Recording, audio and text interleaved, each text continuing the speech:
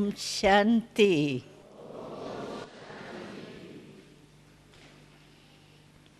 Double foreigners को बाप दादा और हम सबकी डबल याद। अभी अभी हमने एक गीत सुना। उस गीत में था, हमारे तकदीर की तस्वीर बनाने वाले तुम्हें हम याद करें।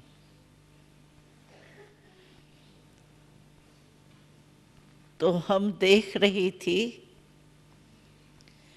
कि हमारी तकदीर की तस्वीर बाबा ने कितनी ऊंची बनाई है। तकदीर बाबा ने हमारी बनाई है, लेकिन बाबा ने कहा था कि मैंने तुम्हारे ही हाथ में तकदीर खींचने का कलम दिया है। जितनी लकीर लंबी आपको खींचनी है, चाहे उतनी आप खींच सकते हो। तो आपके हाथ में वो तकदीर की तस्वीर खींचने का कलम है। सबके पास कलम है, खो तो नहीं गया है। वो कलम है, बाबा ने कहा, श्रेष्ठ कर्म का ही कलम है। अगर श्रेष्ठ कर्म का कलम आपके हाथ में बाबा ने दिया है, क्योंकि बाबा ने हमें कर्म विकर्म अकर्म की गति बहुत स्पष्ट समझा दी है। तो नॉलेज को कहा जाता है, knowledge is light, knowledge is might. तो बाबा ने हम सबके हाथ में ये लाइट और माइट का कलम दे दिया है। श्रेष्ठ कर्मों द्वारा हम जितनी अपनी लंबी तकदीर की तस्वीर बना सकते हैं, उतनी बना सकते। तो हम बना तो रहे हैं। जब से हम ब्रह्मा कुमारी या ब्रह्मा कुमार बने हैं, तो अपने तकदीर की तस्वीर तो बना ही रहे हैं, लेकिन कैसी तस्वीर बना रहे हैं? तकदीर तो बाबा ने हमारी जगह ही दी है। जब हम बाबा के पास आए तो हमारी तकदीर की तस्वीर कितनी ऊंची हो गई। ब्रह्मा कुमार ब्रह्मा कुमारी बन गए। और ब्रह्मा को कहा ही जाता है विश्व का रचता। तो उसके बच्चे बन गए। और साथ में फिर शिव बाबा, जो ऊंचे थे ऊंचा है, इससे ऊंचा कोई नहीं है। तो ऊंचे थे ऊंचे बाप दादा के बच्चे बनने से हमारी तकदीर तो ऊंची बन गई। और इतनी लंबी तकदीर, 21 जन्म की गारंटी की तकदीर की तस्वीर बाबा ने हमारी खींच ली। गारंटी है ना भगवान की। अगर कर्म का जो कलम बाबा ने दिया है, वो अच्छी तरह से आप लकीर खींचते जाएंगे, तो गारंटी है 21 जन्म हम कभी भी दुख अशांति का नाम निशान भी नहीं देखेंगे।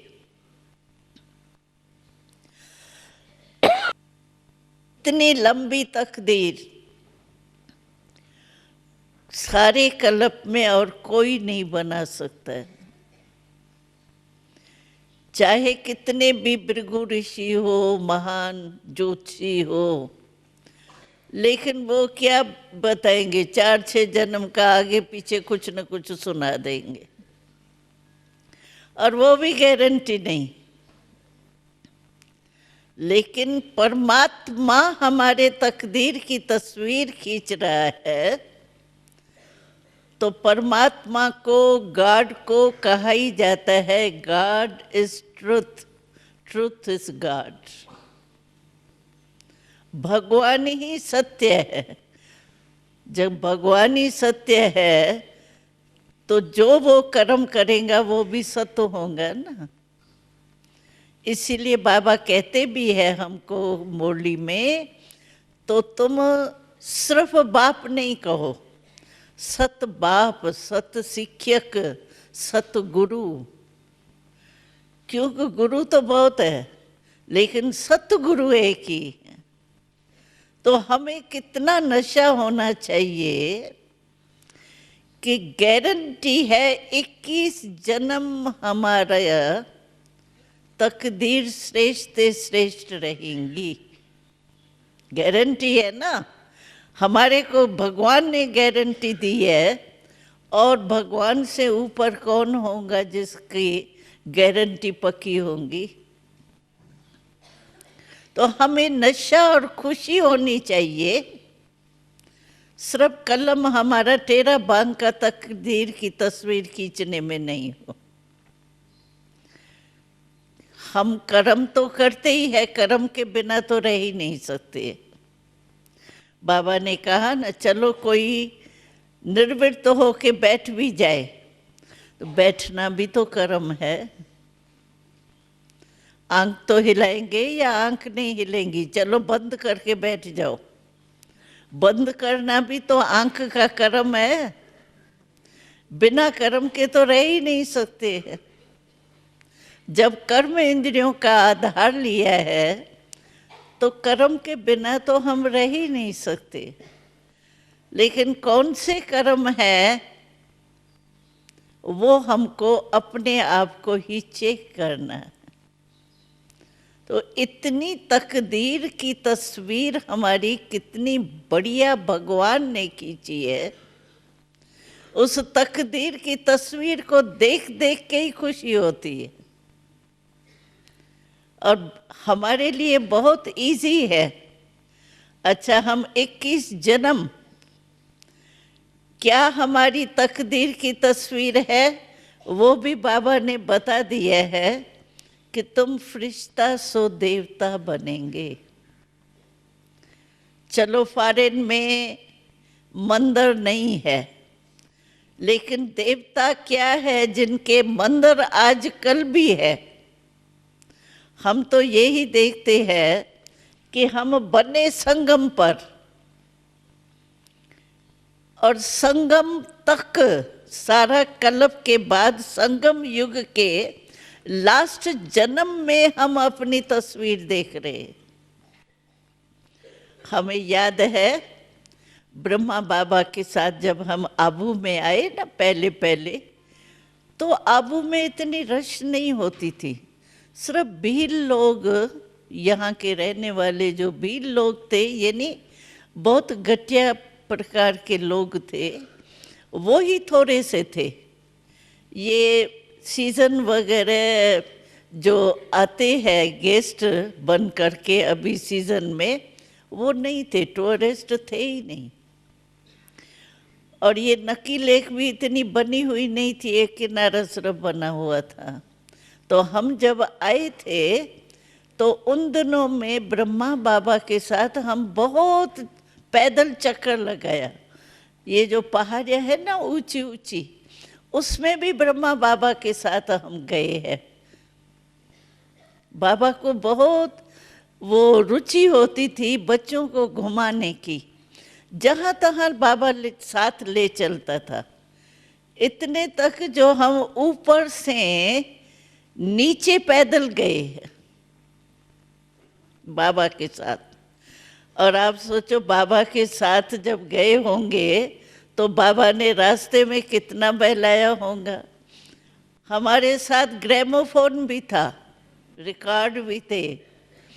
वो बीच बीच में जब थोड़ा थक जाते थे ना पैदल, तो बाबा वहाँ खड़े होकर के पिकनिक भी कराते थे, डांस भी कराते थे। किनारे में जंगल जंगल तो है, अभी तो फिर भी अच्छा है। उन दिनों में इतना हरियाली नहीं थी, सूखा सूखा ज़्यादा था। तो बाबा पैदल हम लोगों को नीचे तक ले गए थे। हम 2 रात रहे थे नीचे एक स्कूल में, फिर ऊपर पैदल आए थे। तो बाबा सब जगह जाते थे। तो दिलवाला मंदिर है ना, वहाँ भी बाबा के साथ हम गए हैं। अचलगढ़ है ना ऊपर, वहाँ तक भी बाबा के साथ पैदल गए हैं। अब बाबा ऐसे चलता था, बाबा का लंबाई है ना, चित्र में ही आपने देखा होगा। तो बाबा की टांगे तो ऊंची थी ना, तो बाबा चलने में बहुत फास्ट था। जानबूझ के बाबा क्या करता था, पहले कहता था बच्चे तुम आगे चलो, मैं बैकबोन हूँ ना, मैं देख रहा हूँ कौन कौन कैसे चल रहा है, तुम आगे चलो। तो हम आगे चलते थे, बाबा पीछे आता था। फिर बीच में क्या करता था, बाबा तो जल्दी कदम उठाता था ना, हम लोग फिर भी ऐसे ऐसे चलते थे, बाबा तो फास्ट। तो बाबा क्या करता था, बीच में ही आगे चले जाता था फर्स्ट नंबर में, वहाँ खड़े होके कहता था सब बच्चे ठीक है, अच्छे है, थके तो नहीं है, दृष्टि देते थे। तो बाबा दिलवाला मंदिर में भी हमारे साथ गए। तो जब दिलवाला मंदिर में ये मूर्ति देखी ना, दिलवाला की है ना मूर्ति, तो बाबा कहता था देखो ये कौन है, तुम यहाँ देख रहे हो साकार में, यहाँ चित्र देख रहे हो दिलवाला। दिलवाला तो शिव बाबा ही है, ब्रह्मा बाबा द्वारा। तो बाबा कहता था देखो मैं अपना ही चित्र देख रहा हूँ। रामचंद्र और कृष्ण का भी मंदिर है यहाँ। तो कृष्ण का मंदिर देख करके बाबा कहता था देखो मैं अभी इतना ही छोटा बिचनू जाके बनूंगा बस। तो बाबा देख करके बहुत मुस्कुराता था। हम लोगों को भी नशा चढ़ता था, हमारे भी चित्र है दिलवाला मंदिर में, बहुत फोटो है और एक एक कोठरी में एक एक है ना। तो जब भी वहाँ जाते थे ना, तो बाबा कहता था तुम अपनी कोठरी देख के आओ, कौन सी कोठरी तुम्हारी है, तुम बुक करके आओ। मतलब हंसाता था बाबा रमणीक रीति से। तो मैं कहती हूँ देखो लास्ट जन्म में भी हमारे तकदीर की तस्वीर जो देवता रूप है उसके कितने मंदिर हैं। हम खुद चैतन रूप में अपना जड़ चित्र देख रहे हैं। बाबा कहता था देखो कोई ने भी अपनी कब्र नहीं देखी होंगी, वो करते हैं ना अंदर। तो बाबा कहता था कोई ने अपनी कब्र थोड़ी देखी होंगी। अभी गांधी, महात्मा गांधी गया, वो अपनी कब्र आके देखेगा राजघाट बना हुआ है, लेकिन तुम तो अपना ही यादगार देख रहे हो कि ये मैं चैतन हूँ और ये जड़ चित्र है। तो देखो कितनी ऊंची तकदीर की तस्वीर बाबा ने हमारी बनाई। तो देख करके कितनी खुशी होती है खुशी। हाँ,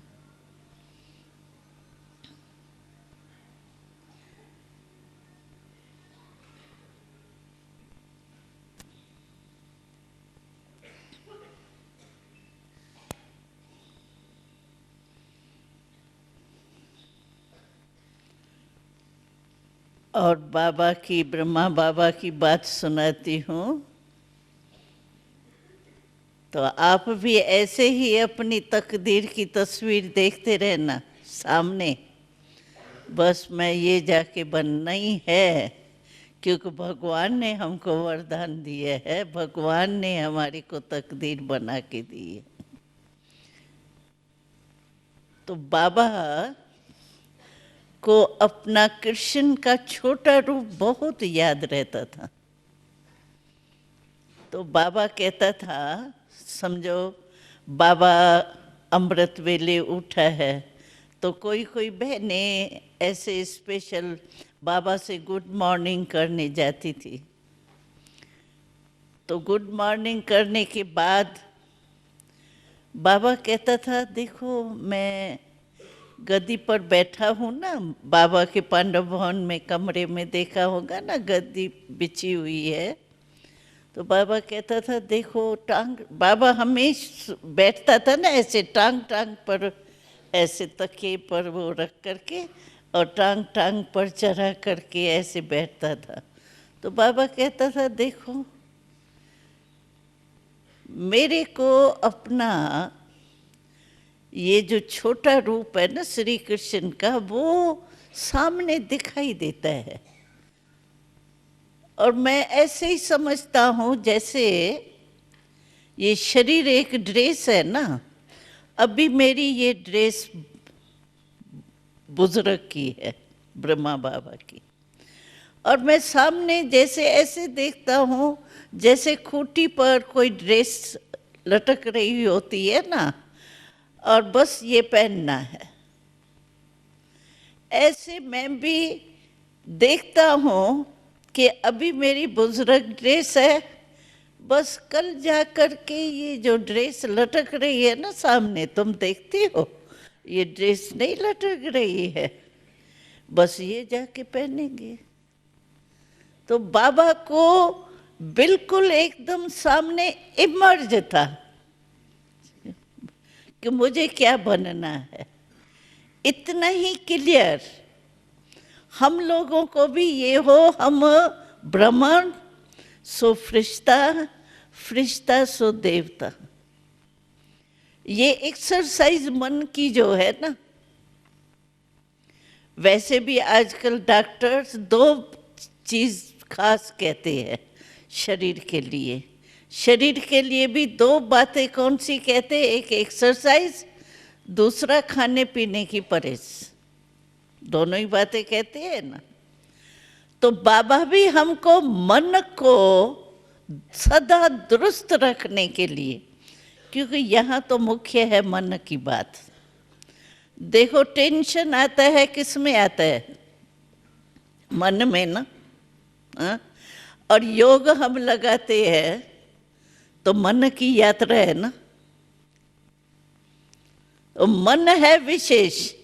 इसीलिए बाबा कहते हैं गीता जो है ना शास्त्र, इसमें मन मना भाव का जो है ना श्लोक, वो दो वारी है, एक वारी नहीं है, दो वारी है। तन मना भाव नहीं कहा भगवान ने, धन मना भाव नहीं कहा, मन मना भाव कहा, क्योंकि मन ही मुख्य है। आप देखो योग लगाते हो, उसमें मन को शिव बाबा के याद में लवलीन करते हो ना। अगर मन नहीं लगता है, कितना भी आप ऐसे बैठे रहो, मजा नहीं आएगा। अभी आप 2 घंटे बैठते हैं, 3-4 दिन से अभ्यास कर रहे हैं, लेकिन योग में 2 घंटा तो बैठे, ठीक है, और 2 घंटा बैठे, श्रीमत मान करके 2 घंटा बैठे, उसका बैठने का भी कुछ न कुछ मिलता है। परंतु अपने आप से पूछना चाहिए, बाबा हमेशा ये बात कहता है कि 2 घंटे आप जो कहा मैं योग में बैठी, तो योगी था 2 घंटा या युद्ध भी चली? योगी बने या योद्धे भी बने, युद्ध भी की।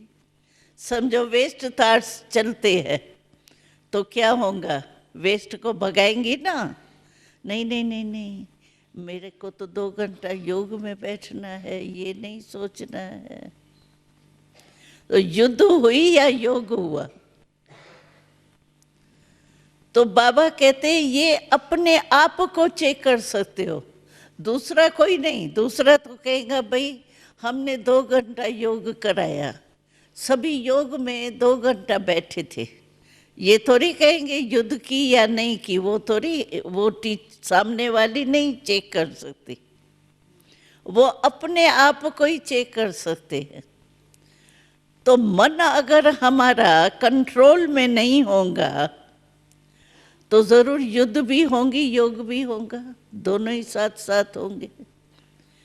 तो बाबा कहते इतना मन के ऊपर कंट्रोल हो, जैसे हाथ है, हाथ थोड़ा स्थूल है ना, मन थोड़ा सूक्ष्म है, लेकिन हाथ है। अभी मैं चाहूँ ऐसे ऊपर करूँ, कर सकती हूँ ना, जितना टाइम भी हम ऊपर करने चाहे कर सकते हैं ना, है ना हमारे हाथ में कंट्रोलिंग पावर है ना। ऐसे करूँ, ऐसे करूँ, ऐसे करूँ, नाचूं, क्या भी करूँ, हाथ से मेरे हाथ में है ना।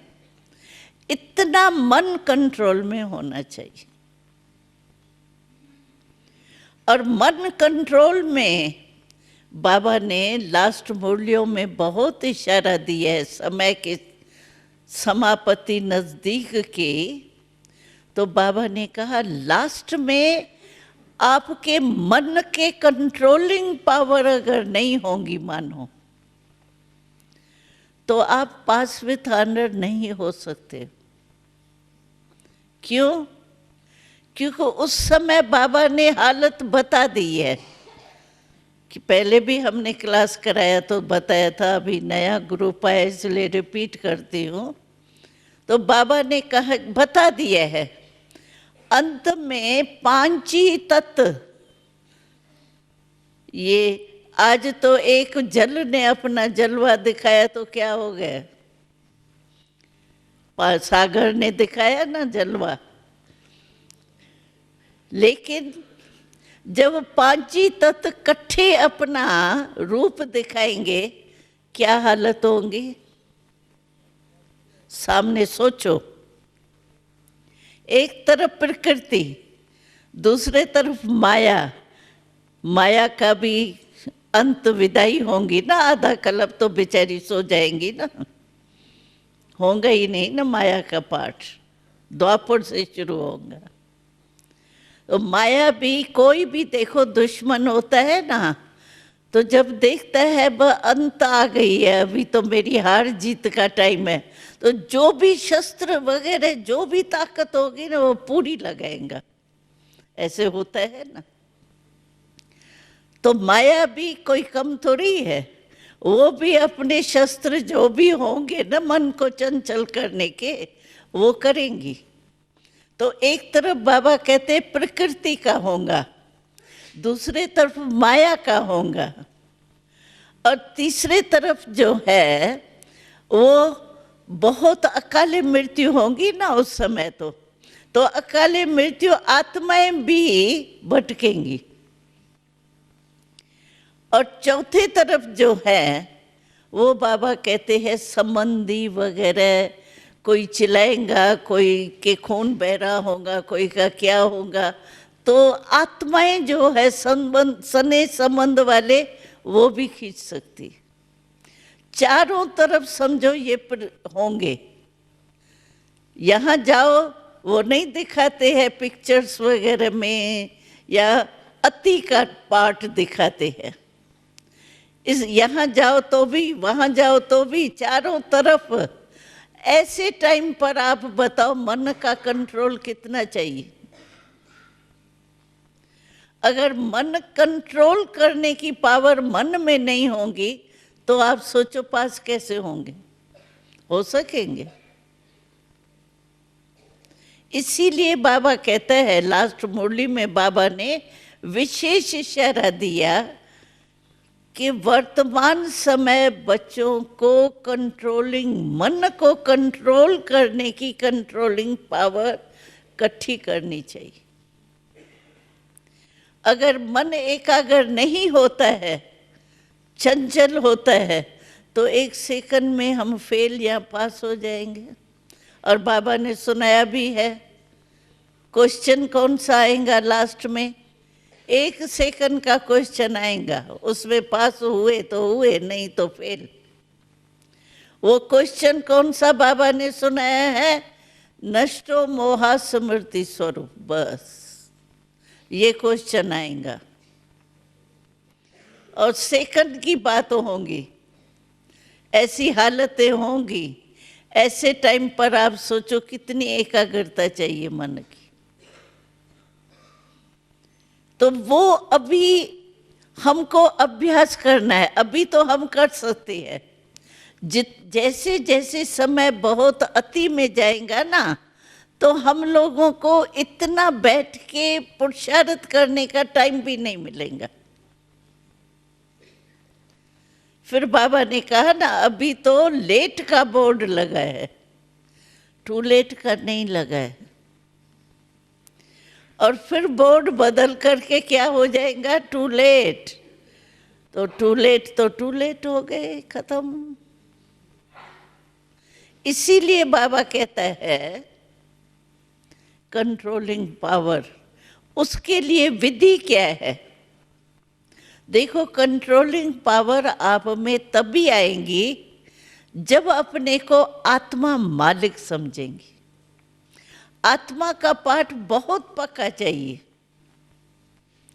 क्योंकि मालिक ही नहीं अपने को समझेगा तो कंट्रोल में कौन रहेगा।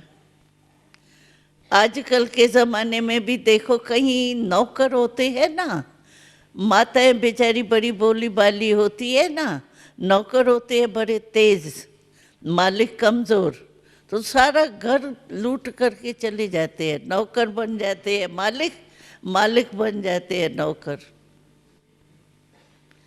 इसीलिए बाबा भी हम लोगों को कहता है कि अपने, मैं आत्मा हूँ, आत्मा ही मालिक है ना, और तो कोई मालिक है ही नहीं।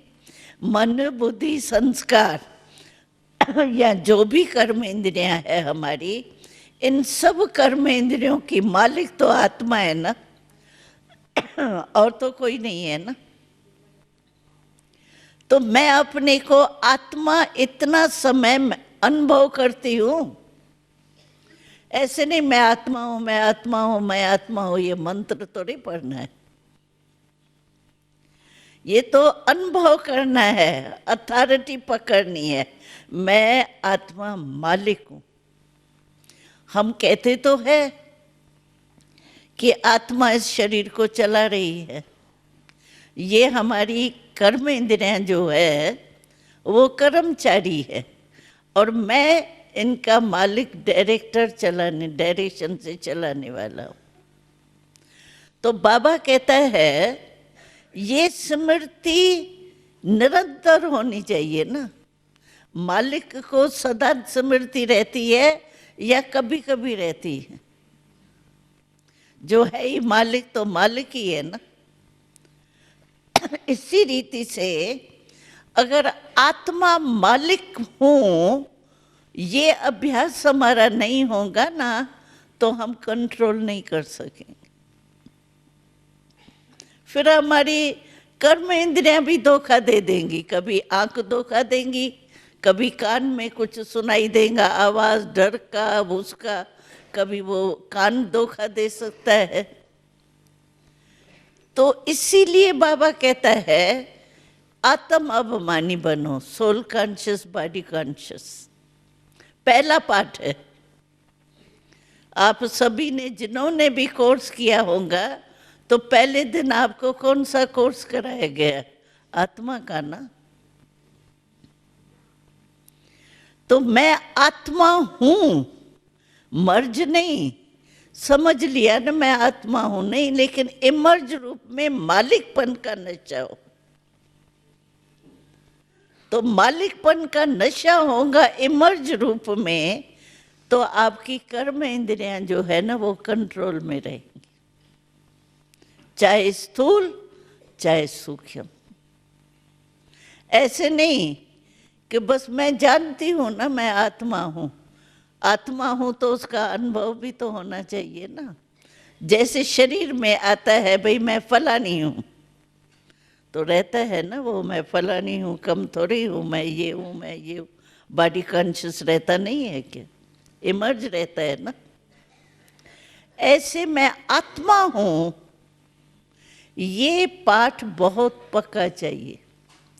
और इसके लिए ऐसे नहीं अमृत वेले समझो मैं उठी, उस समय बहुत आत्मा का पाठ, बाबा की याद का पाठ बहुत पक्का है।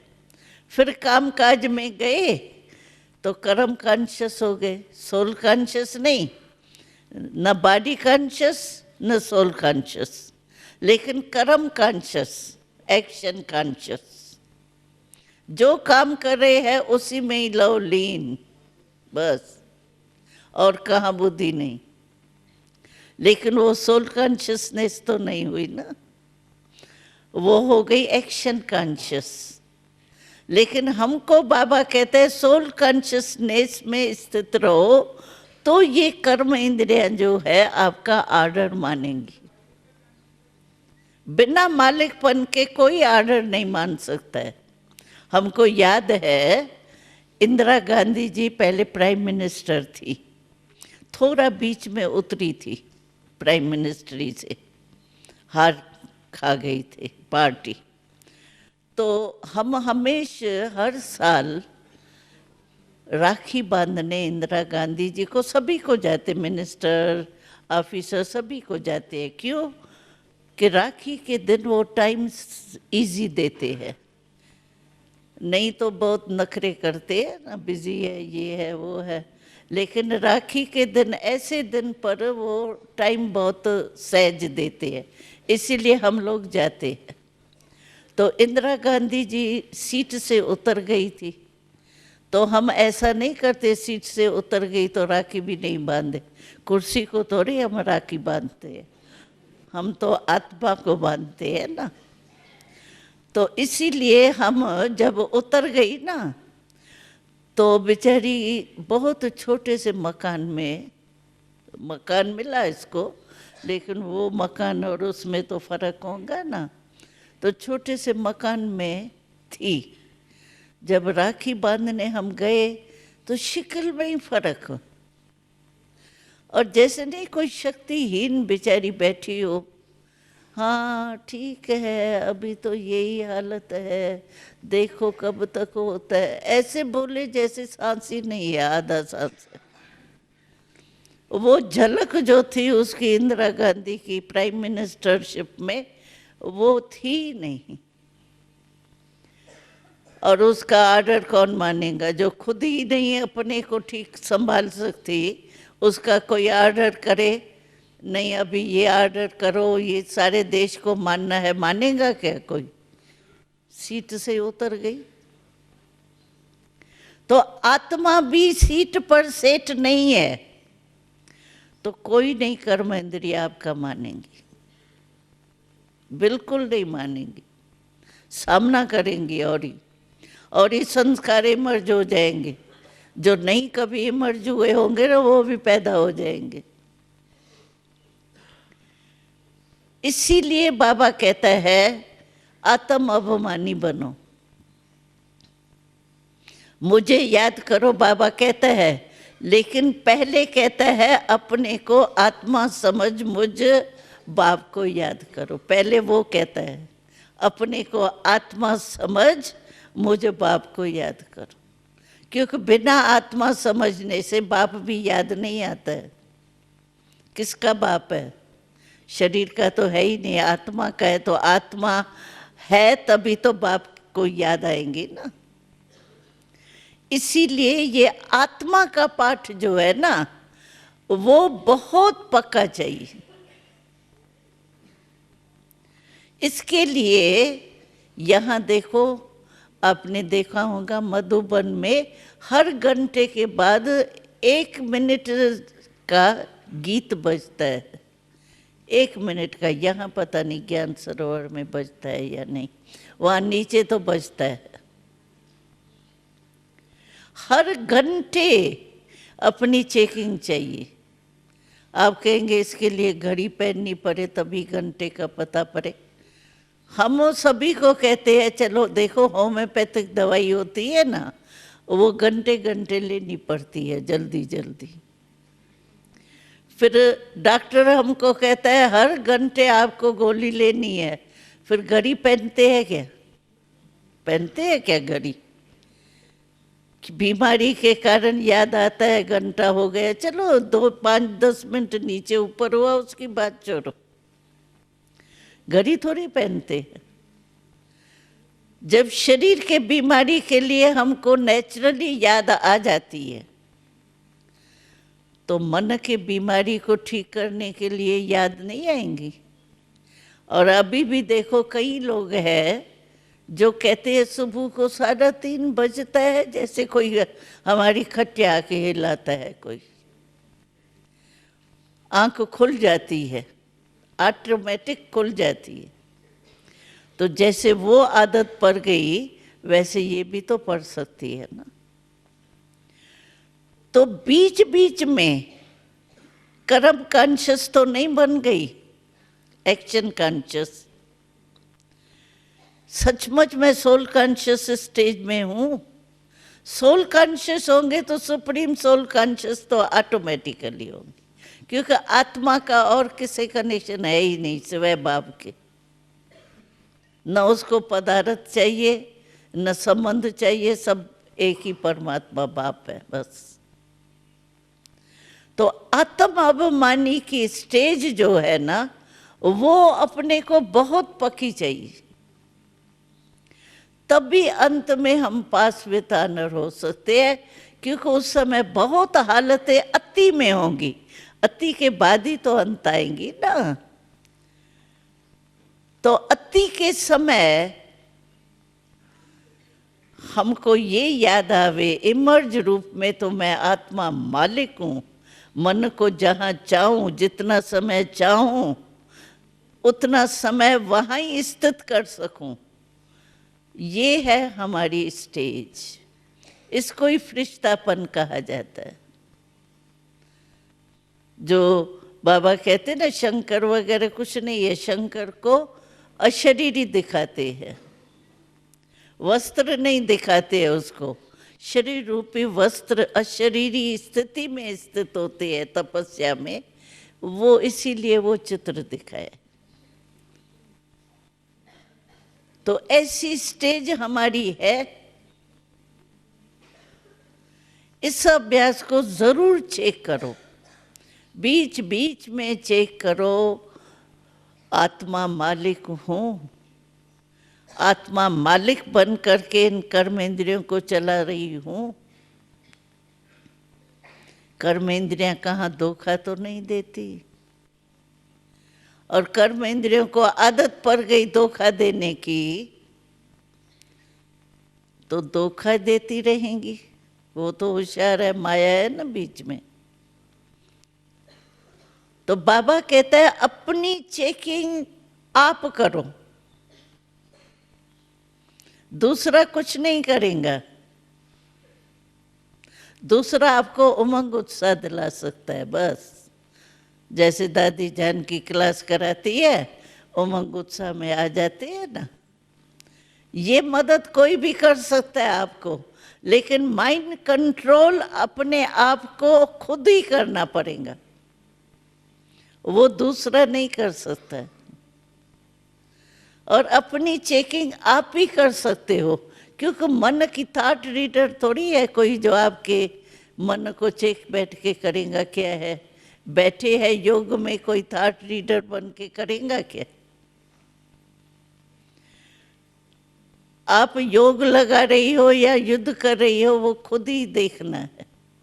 सारे दिन में मेरा चार्ट आत्म अभिमानी रहा, एक्शन कॉन्शियस रहा, सोल कॉन्शियस रहा, सुप्रीम सोल कॉन्शियस रहा, ये खुद ही चेक कर सकते हैं। लेकिन बाबा ने ये भी एक सूचना दी है हम सबको, तो सिर्फ चेकिंग नहीं करना। समझो आप चेकिंग करने शुरू करते हो कल से ही, लेकिन समझो आप देखती हो सारे दिन में मैंने चेक किया तो ज़्यादा तो एक्शन कॉन्शियस ही होते हैं। सोल कॉन्शियस, सुप्रीम कॉन्शियस तो बहुत थोड़ा टाइम हुआ। तो चेक किया, मानो 5-6 दिन ऐसे देखा तो आप दिल शिकस्त हो जाएंगी। मेरा शायद भाग्य ही नहीं है, 6 दिन में थोड़ा ही थोड़ा रहा, कुछ फर्क नहीं पड़ा। तो चेक करो और चेंज भी करो, सिर्फ चेक नहीं करना। सिर्फ चेक से दिल शिकस्त हो जाएंगे, ऐसे नहीं। वो सोल कॉन्शियस, एक्शन कॉन्शियस से भी गए, बॉडी कॉन्शियस ही हो जाए। चेक और चेंज। अच्छा, उमंग उत्साह रखो। चलो मैं कमज़ोर हूँ, मानो, कहते क्या करूँ, मेरे में सहन शक्ति है ही नहीं ना, मेरे में सामना करने की शक्ति है नहीं ना, उसी से ही हम हमेशा हार खाते। लेकिन आप सब कहते हैं शिव बाबा हमारे कंबाइंड है? शिव बाबा कंबाइंड है? हाँ, हाथ उठाओ। कंबाइंड है, कंबाइंड, साथ भी नहीं, कंबाइंड है। पहली लाइन नहीं उठा रही है हाथ, क्यों? हाँ, नहीं, ये दूसरी लाइन। हाँ, अच्छा। तो जब शिव बाबा कंबाइंड है, समझो मैं आज थोड़ी बीमार हूँ, मैं अपने हाथ से पानी नहीं पी सकती हूँ, बीमारी है, कमजोरी है। लेकिन मेरे साथ बहुत एक बहादुर बैठा हुआ है, साथ में है, तो मैं क्या करूँगी? ना, मेरे में ताकत आएंगी ना। चलो मैं नहीं पी सकती हूँ पानी, ये तो मेरे साथ है ना, बैठा है ना, होशियार बैठा है, ये कर लेगा, होता है ना साथ का वो। तो बाबा कहते हैं जब मैं कंबाइंड कहती हो, मैं कंबाइंड, बाबा बैठा है, उसकी मदद क्यों नहीं लेते हो? मदद लेनी चाहिए ना। बाबा में तो सहन शक्ति कम नहीं है ना, समाने की शक्ति कम नहीं है ना, तो बाबा से मदद लो। कंबाइंड है, बाबा मदद देने के लिए बंधा हुआ है। आया किस लिए है? हर एक कहता है मेरा बाबा, ये तो नहीं कहते हैं ना दादियों का बाबा है, फलाने का बाबा है, नहीं ना, मेरा बाबा है ना। तो मेरे के ऊपर तो हक लगता है, लगता है ना। अभी मैं कहती हूँ मेरा रुमाल है, तो मेरा हक है ना रुमाल के ऊपर, मेरा है ना। जब मेरा बाबा है तो मेरे के ऊपर तो मेरा पूरा अधिकार है। अब बाबा तो कहते हैं मैं आया ही तुम्हारे मदद के लिए हूं। तो हम भले कमजोर है, लेकिन कंबाइंड बाबा है, सर्वशक्तिवान कंबाइंड है, उससे मदद क्यों नहीं लेते? वो क्यों नहीं स्मृति में आता बाबा मेरे कंबाइंड है? क्या बड़ी बात है। कोई नारी जात कमजोर होती है, भय होता है, और कोई अच्छा पुलिस वाला या कोई ऐसा ऑफिसर साथ में हो, डरेंगी वो? कहेंगे अरे आवे तो सही सामने कोई। तो बाबा हमारे कंबाइंड है, ये अगर इमर्ज हो स्मृति, तो मैं कमजोर कभी नहीं हो सकती। और बाबा यही उलझना देता है कि मेरे को कहते हैं, मेरे को खुश करते रहते हैं, बाबा आप मेरे कंबाइंड है, मदद तो लेते ही नहीं है। मैं कहता हूं मेरे को बोझ दे दो, देके फिर अपने सिर पर रख देते। एक दिन देंगे बाबा को, दूसरे दिन फिर अपने सिर पर रख देंगे। तो ये तो हम बाबा की मदद नहीं लेते हैं ना, लेनी चाहिए ना। तो बाबा मेरे कंबाइंड है, ये स्मृति भी इमर्ज हो, मर्ज नहीं है ना। बाबा मेरा तो है ही ना, मेरा है लेकिन अधिकार है ही नहीं। बाबा ने तो एक मुरली में कहा, मैंने सभी बच्चों को प्रेम की रस्सी दे दी है, प्रेम की रस्सी दी है, बांधो मेरे को। क्यों नहीं बांधते हो? अच्छी तरह से बांध लो, जो अलग हो ही नहीं सके। प्रेम की रस्सी तो है ना, कि नहीं है? किसको नहीं हो तो ले लो। हा? प्रेम की रस्सी बाबा ने दी है, उससे बांधो भगवान को। भगवान बोला है, बंध जाता है। वो चंचल नहीं है जो रस्सी तोड़ के चला जाएगा। बोला भगवान है। तो प्यार के रस्सी से बाबा के ऊपर अधिकार रखो, बाबा को प्रेम के रस्सी से बांधो। बाबा मेरा है और मेरे लिए आया है। हर एक को बाबा कहते तुम्हारे लिए आया हूं। बच्ची तुमने याद किया ना, तुम्हारे लिए आया। जब मेरे लिए आया है बाबा, तो क्यों नहीं हम अधिकार रखे? तो इसी रीति से हमको अपने आप को चेक करना है, बाबा की मदद लेनी है। अगर मैं कमज़ोर होती हूँ तो बाकी बाबा शक्ति दे ही रहा है, और वो शक्ति मैं ले ही रही हूँ, तो मास्टर सर्वशक्तिवान के आगे कुछ भी कमज़ोरी नहीं है। दाता तो दे ही रहा है, और दाता के पास कोई कमी नहीं है। एक ही समय 100 जनों को भी मदद दे सकता है। निराकार है ना, बंधन में नहीं है, शरीर के बंधन में नहीं है। इसीलिए बाबा कहता है, मेरा मेरा कहते हो तो मेरे का फायदा भी तो उठाओ ना। और डबल फॉरेनर्स तो डबल लाभ लेने वाले हैं ना। लो, फ्री है। अगर आप डबल लो तो हमको खुशी है। पहले आप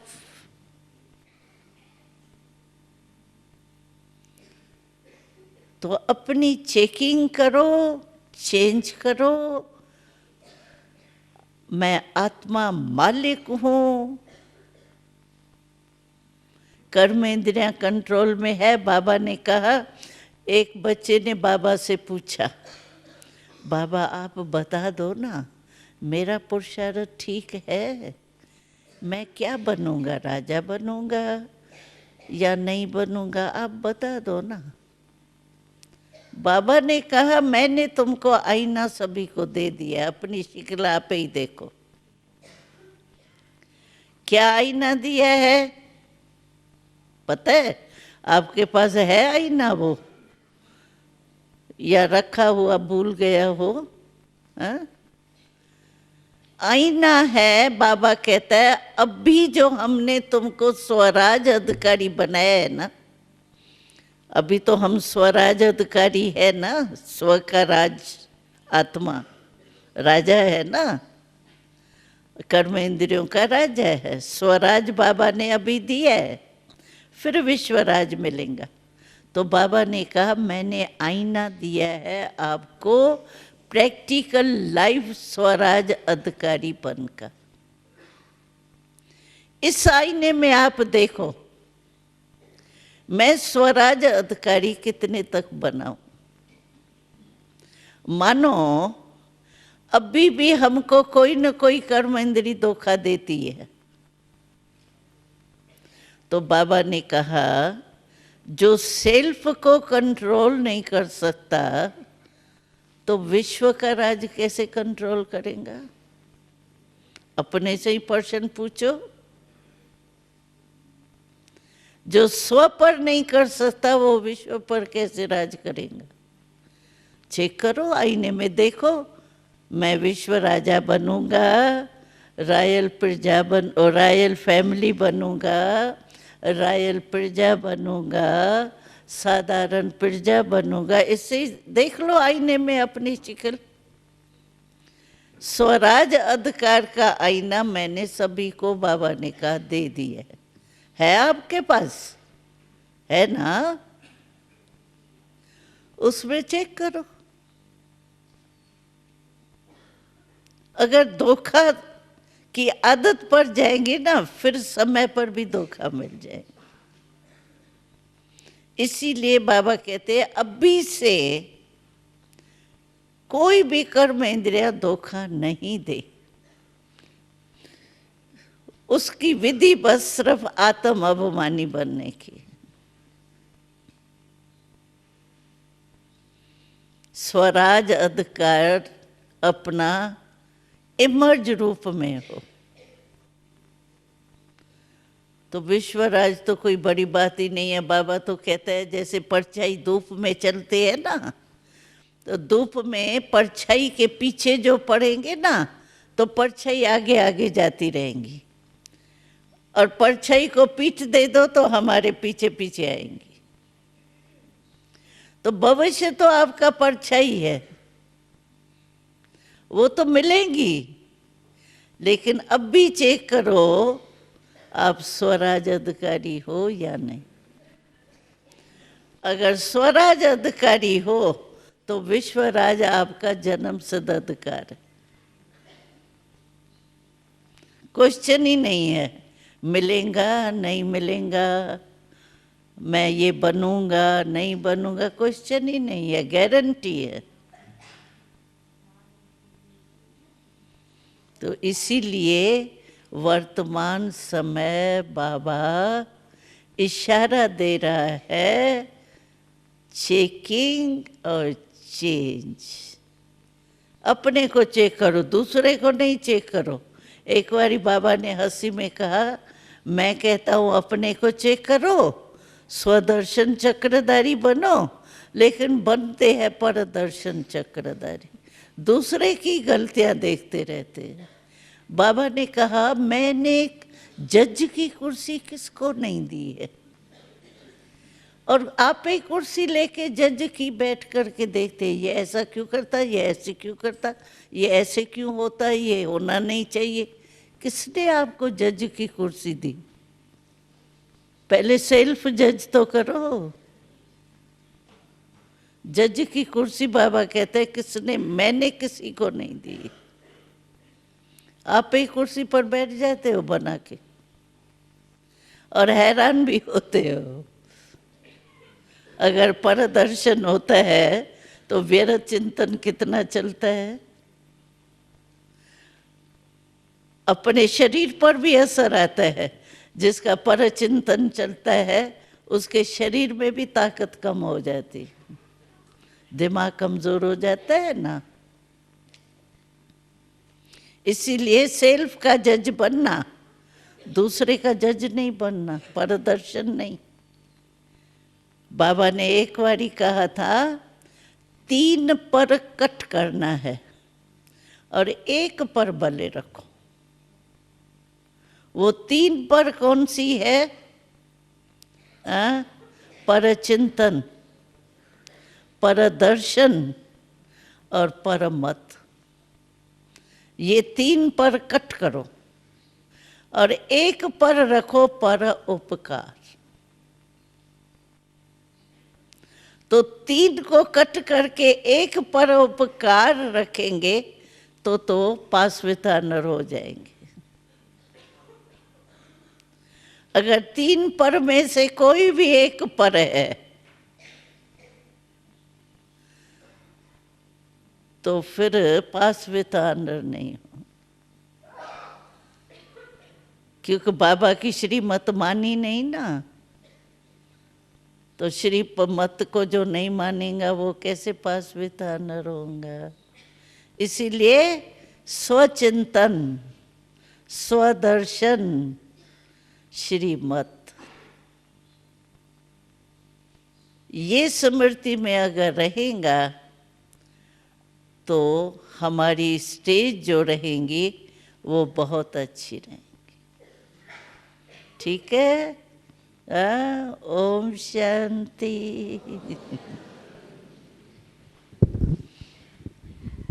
ओम शांति।